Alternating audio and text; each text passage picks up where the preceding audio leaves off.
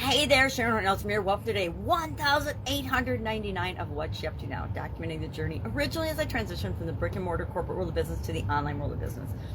What was working, what wasn't working, what was super duper bad and terrible that I wish I'd never done or even tried, and some of the things that I tried that I was a little scared to that worked out really, really well, as some of the things that I tried that worked out way better than I thought they ever would. Well, today I produce 2 pieces of content every day, and my daughter says I got to stop doing this one because nobody does anything for this many days in a row. But I do it for me. I do it to keep and hold myself accountable, and I do it to keep track of what the heck I'm doing.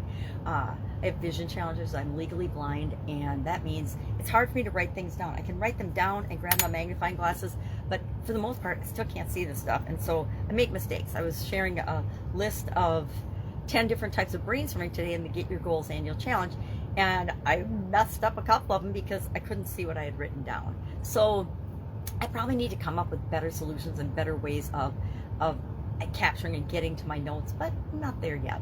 So we talked about our idiom for Supersize Your Business today to coincide with this year's annual challenge. And this year's annual challenge is the Get Your Goals annual challenge. We're talking every day something about goals and how we can go about achieving them in each of the different areas and aspects of our life. We talked about emotional in February, mental and mindset type things, and our thoughts and beliefs last month in the mental areas and aspects of our life, our mental well-being. This month we're doing spiritual. I think we'll do physical next month because I usually start my year, January, focusing on physical well-being and health. And this year I got heart surgery, so I probably should have done that because I'm going to see my heart surgeon the day after Easter. And I'm like, okay, well, I haven't even focused on physical stuff. I'm still doing the same things I was doing last year, but I haven't reanalyzed and said, okay, what do I really want to do for my physical well-being? So after spiritual, we'll do physical in May. And I'm trying to push that surgery off till the end of the year, or at least the fall, so we'll see how that goes, because I've got a new baby in the house and I like to help out with her and snuggle and get my grandma snuggles. So gospel truth was our idiom, and I actually shared 13 signs that somebody's lying to you. Now, I have probably seen all these signs in my lifetime, but I will admit I have been very guilty of not recognizing them, right? I've had people in my life, business partners, life partners, sisters, relatives, sometimes friends, that have lied to me and fibbed to me or tried to convince me something was true that wasn't true. Think back to high school when kids are trying to tell you something's true, and you're like, geez, that just doesn't seem right or feel right. And you're like, oh, I was a reporter for our school newspaper, so I would interview a lot of people, and you'd have to, ask questions to dig for the truth, and it was always kind of fun. But over the years, somehow I got desensitized, and I was good about it in negotiations and understanding these things, but when it came to other areas and aspects of my life, I did not apply the same thoughts and principles and rules. I don't know why, I just did not. So I shared a list of those 13 things and talked about it, and then how does that apply to and impact building and growing and supersizing your business. And I'm just curious if other people feel like they've been lied to and they've known and noticed that they've been lied to, or when you walk away from a conversation, you just have that feeling like there's something off and that it didn't seem right. Well, that's usually an indicator that something wasn't right, and we want to listen to our intuition about things like that.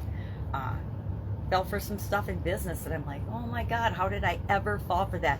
My intuition was saying, this isn't right, this doesn't sound right. And lo and behold, you'd find out, you'd get a contract or something, they'd have all kinds of stuff in there that they coded over or didn't discuss, or that things weren't actually capable of being and doing. Our topic today for the annual challenge was the O and SO framework, which stands for options. What are the options? Day before yesterday, we thought about, well, what do we want in the area of spirituality, and what do we want with respect to our spiritual goals? Then yesterday, we picked a goal, we picked a spiritual goal, and we told the story, what it is right now, and we used a journalistic framework because I was a reporter in college and high school. Who, what, where, when, why, and how. Why? Because it's a great framework for getting at the facts. Get the facts, ma'am, only the facts. So that forms a gap between the current situation and our desired situation, which our desired situation is achieving our goal. How are we going to get there? O is where we brainstorm options to come up with different possible ways or actions or steps or things we could take and do to get us from where we are to where we want to be. So I shared 10 different ones, and again, I meat-X'd a couple of them because I didn't see my old notes, and it doesn't matter. Basically, there's all kinds of ways we can brainstorm, but it all boils down to kind of the same process.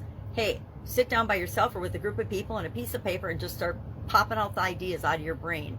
And we always get 10. We do 10, then we select 3 of those, and then tomorrow when we go to the A in the SOAP framework, we're going to analyze and take action on one of them. Why? Because I learned from Tony Robbins decades ago, never leave the scene of a decision without taking some kind of action. Either picking up the phone and calling somebody, writing it in your day timer or on a piece of paper or on a notebook, but taking some action to solidify that in your mind and in your memory always helps.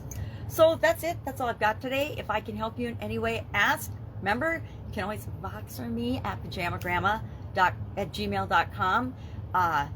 I always offer that because not many people, number 1, know what Voxer is. Number 2, will go and figure out what it is. Number 3, will actually ask, right? Because we're afraid to, right? I was the queen of being afraid to ask, especially asking for help. So that's it. Have a great day, and I'll be with you tomorrow. Bye.